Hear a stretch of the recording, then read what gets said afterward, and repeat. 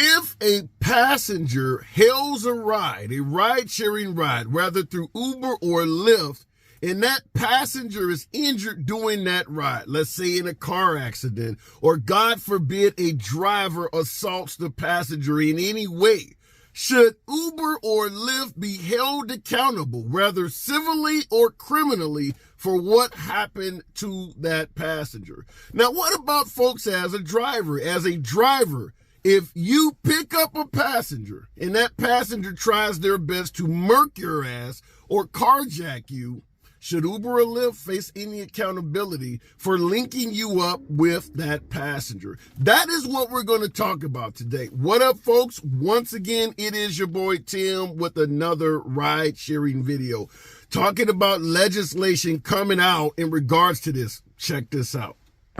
Rideshare companies like Uber and Lyft could soon face tougher safety requirements in Illinois. A bill in the Capitol would get rid of an exemption for those companies, protecting them from liability if you get hurt while using one. It focuses on common carriers. Transportation modes like buses, trains, and airplanes fall under this category. That means if someone was riding in one of them and was hurt, not only would the person operating the bus or train be liable if they were sued, so would the company. But rideshare companies are not held to that same standard. Opponents of the bill argue that these companies shouldn't face the same level of safety standards because their drivers are independent contractors. One group supporting the proposal says they want to keep their workers safe on the job. Our interest is simply protecting when railroad crews are being transported via TMPs, that some of the same safety requirements that are required under contract carriers, the same would go for TMPs. Uber and Lyft don't own their vehicles. They don't maintain the vehicles, and they don't hire the drivers as employees. Both Uber and Lyft are opposed to the bill. Uber argues that if the bill became law, it would hurt their ability to offer services in the state. Lyft says safety issues are extremely rare. Lyft says safety incidents are extremely rare. Bullshit! I've done numerous videos, 39 carjackings of rideshare drivers in the city of Baltimore alone in the span of only 2 months. There are teams that are doing it specifically, using ligatures to strangle drivers in Detroit. I've talked about rideshare carjackings in Philadelphia, in Chicago, in Los Angeles. I'm doing a video a week, damn near, on a rideshare driver either losing his life or having his entire vehicle taken from him. 74-year-old driver down in Florida where the guy disappeared for a damn week before they found his body. It is a damn shame that in 2023, nearly a decade after ride sharing has taken over in this country, to have one of the major players in the game suggest that safety incidents are extremely rare. That's a slap in the face to us drivers. Now, obviously, Uber opposes this as well. So we got a lot to unpack here. This is coming out of Illinois. And the entire argument is that all of the other transportation services, the companies that you call to send you out a vehicle, a train, a plane, however you're getting around, if something happens to you while in transport, the company can be held accountable. But Uber and Lyft are hiding behind the moniker that you are an independent contractor. Therefore, you are responsible for every damn thing that happens on the trip. Here's the big issue in regards to this. For passengers out here that may be watching the video, when you request a ride, the only person that is screening the driver coming to you is either Uber or Lyft or the ride-sharing company you use. For us drivers, when you get a trip, the only person that has screened that passenger to make sure they are safe, they are not a felon, they're not an axe murderer on the loose, is Uber or Lyft. Yet the companies, being the only ones that link us up together, passengers and riders, are saying that if something goes wrong during that transaction, we have nothing to do with it. We wouldn't know each other if it wasn't for Uber or Lyft. They're the only ones that do all of the screening, whether it's screening the drivers and running background checks or doing whatever the hell they do for passengers. But that is the only way any of this works. That is the only way we even meet each other. It's through Uber and Lyft. Yet somehow if something goes down, they have no responsibility for this at all. Once again, that is bullshit.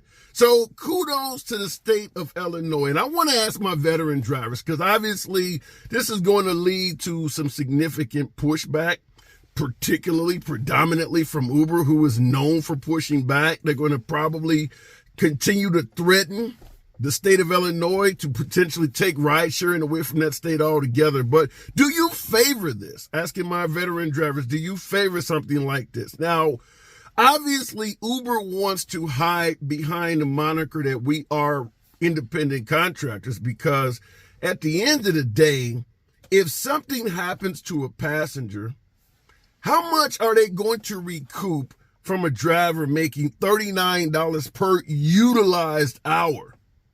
The drivers don't have anything to help make the passengers right. Not to mention, if they do something bad enough, they're probably in jail to begin with. So it's not like you're going to sue the estate of an Uber driver. Nevertheless, the company that's worth billions is suggesting that, well, we had nothing to do with this, even though you as an injured passenger would never have met that guy if they had not sent him to your location. And this also applies to us drivers. We've made numerous videos here on this channel about the fact that they do a piss poor job of screening passengers. We get folks in our vehicles that use pseudo names, picking up people named Slick and Boo Boo and Precious, not even using their real damn names.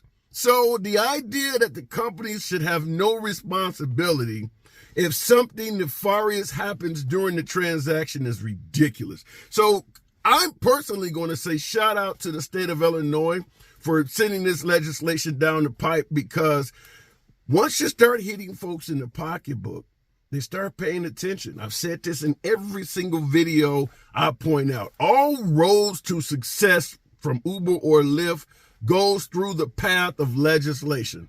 Not necessarily strikes, not necessarily complaining. Getting people in power, politicians, like what we have out of Illinois, to pass laws to force them to do right.